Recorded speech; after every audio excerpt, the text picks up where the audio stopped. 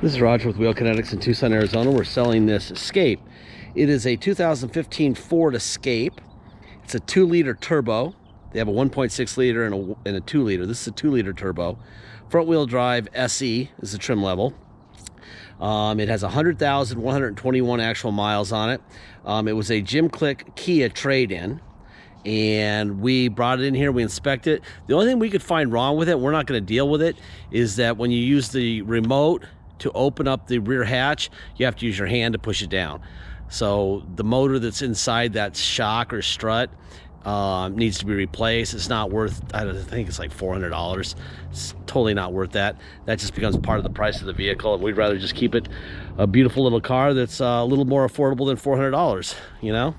Anyway, we brought it here, we did a detail, and all it had was a detail. I'm gonna walk around it. I will show you how everything works. I'll point at things I see cosmetically, although cosmetically it's a really cute car, really in good shape. I've driven it down I-10, runs and drives great.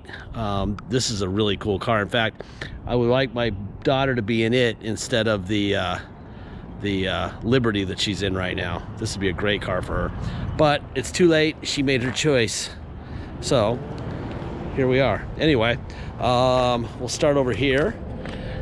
Got a nice set of really high rubber tires. I would say probably fronts look like they're probably 50 or 60% tread at least, maybe a lot more than that, but I try to be conservative. Just some really minor rock chips, really minor. I mean, they're that's about it, really. Let's see the depth, a lot of tire.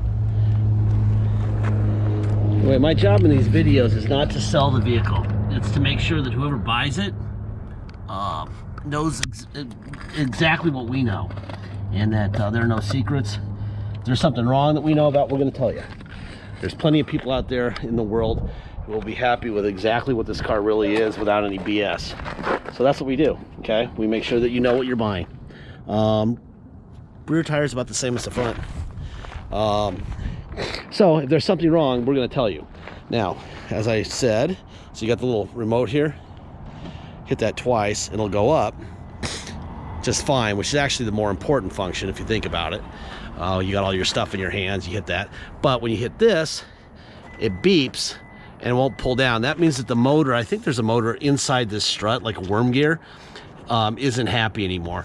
And I'm told this is about a $400 thing, so use your hands. Anyway, let me give you a little more information on this car. First of all, here's the Kelley Blue Book on it, with 101,000 miles, 11,036 with a range of 9,900 to 12,1. Okay. Here's the Carfax. There's your VIN. Okay.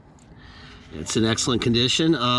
History of events affecting this vehicle's value. They blend the Kelley Blue Book and the Carfax together, and they come up with a retail value of $10,580. All right, let's see. So you got that. There's your VIN. No accidents, one owner, which is more good news. And guaranteed no major title problems. That's good, right?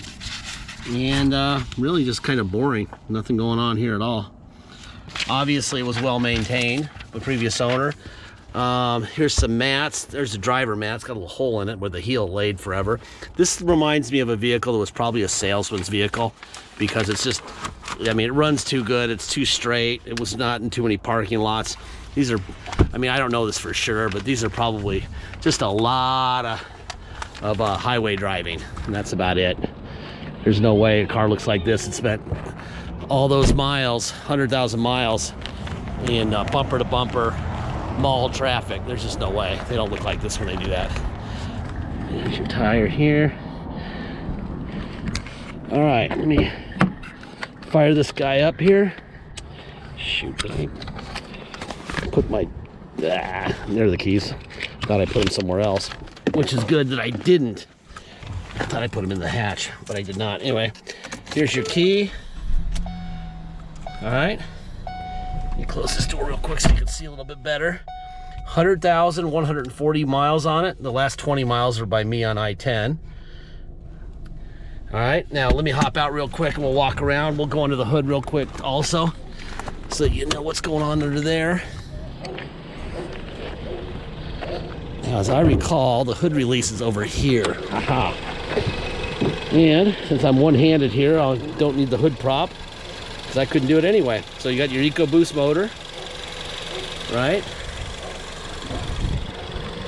There's your stickers there. See where it says 2 liter right here? 2 liter. Okay. There you go.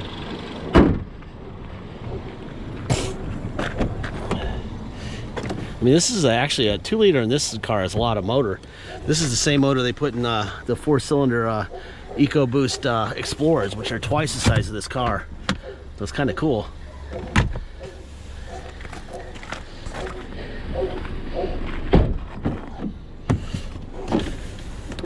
There's your windows. The interior of this car is beautiful. Doesn't look like hardly anybody's ever been in this car except the driver's seat, which is what I suspect. It's got to be a salesman's car. Just driving all day on the interstate. And those windows move really fast too. And because the rear lid doesn't go up and down, he probably had the stuff he was selling in the back, paperwork and stuff. So that thing probably worked a lot. That's probably the thing that got the most work on this entire car, was the back hatch, which is why the down motor is not working. That would be my guess. I think it's a good guess. Okay, mirrors, out, in, up and down. Other side, out, in, up and down. Let's see. Power seat on this side, which is unusual. Forward, back, up, down, rear, forward and back. Let's see, you have a here's a tilt wheel. Okay, let's see what else we got going on here. Door locks. There you go. Okay, put on my seatbelt here. All right, let's see what do we got here. Not sure how to work all this stuff. Home, got information about the sink. So it's got the sink system in it. All right, so you've got I guess this is some sort of a DVD player, or I mean a CD player or something in there. Let's see, source. Let's go back to home. Source. Oh, there you go. So I'm changing the source there, right? Sound.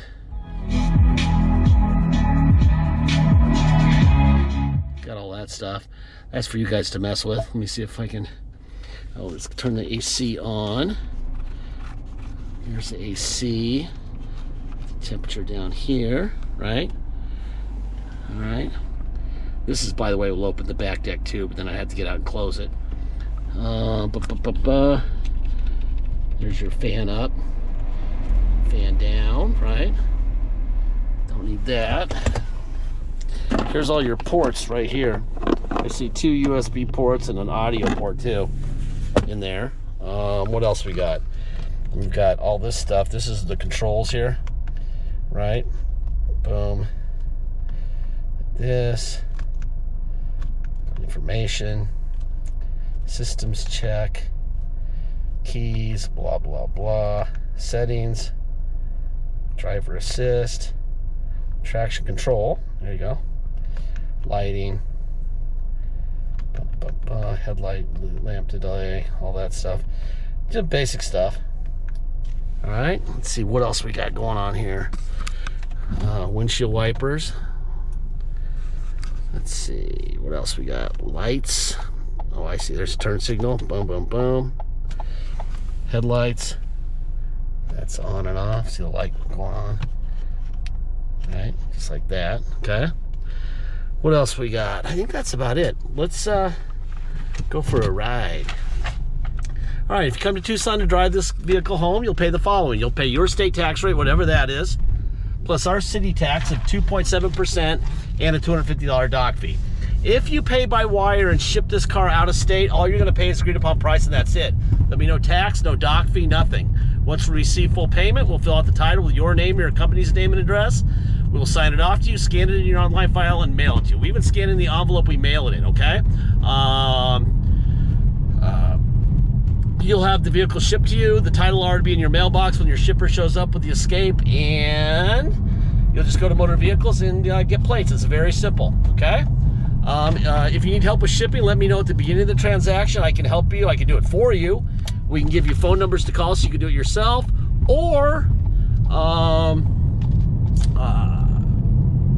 you can just do it all yourself, whatever you need.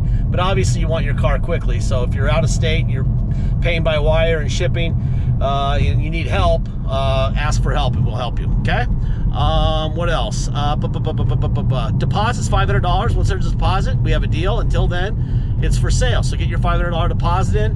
The computer knows who's first, all right? So if you're serious about this vehicle, you need a little commuter car, a nice little commuter car, then this would be it.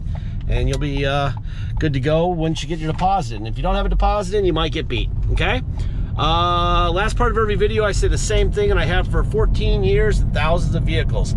We don't have salesmen. We don't have bottled water with our name on it. We don't have a beautiful location with fountains and perfect roads. I mean, we're four-wheeling, basically. This is a good road, and this is a terrible road. The road we were on at first is basically the Bolivian jungle with bad paving. So it's a real good test of suspension and vibration and noise, okay? They don't have that at the auto mall. That's about a mile east of here, directly this way. And there they've got beautiful roads and fountains, and they also pay a fortune for their location, and we don't. So you're not paying for a great location. You're not paying for bottled water with their name on it. You're not paying for an attendant to serve scones and sandwiches in the lobby and stuff. They got that too at the auto mall. You also know that at the auto mall, if you bought this car there and something broke, you'd bring it back and say, fix my car. I just paid $1 zillion for it. Would you please fix it? Well, up front, you don't know this, but part of the price of the car at the auto mall, when you're buying a used car especially, is about $500 to $700 in extra money just for a future repair, so that they don't have any problem fixing a window motor or a injector or whatever. Because they've got the money for it, because you already paid for your repair, right? Well, we don't charge you for your repair because we're not fixing your car. We're also not charging you the thousands of dollars more that you pay there, okay? Now, that being said, don't put this thing into a ditch. Don't crash the car. Don't abuse the car. Change the oil. This thing will drive like this forever if you don't wreck it. Don't screw it up. So that is my recommendation. Take care of it and it'll be fine. But we want everyone to know that when you buy it, you're the owner on day one. Doesn't matter what happens, when it happens, you are the owner and you will be fixing your vehicle. And I keep double tapping my remote. Bad habit, because I'm not getting instant gratification apparently. Maybe I'm a little impatient, so let me hit it again. There, okay. Anyway, this is a beautiful car. Love this car. Would not have minded my daughter having this one, but this one's a little quicker than hers, which is good, because dads don't need daughters in fast little cars. And it's quite a bit more money than hers, and that's even better, because then I'm not so angry when it gets hurt, which is destined to happen when you have an 18-year-old. So whatever. Anyway, this is a nice car, really nice car. I think that's about it. I'm gonna park this guy right here, and 100,142 miles. That's about it. Thank you for your time.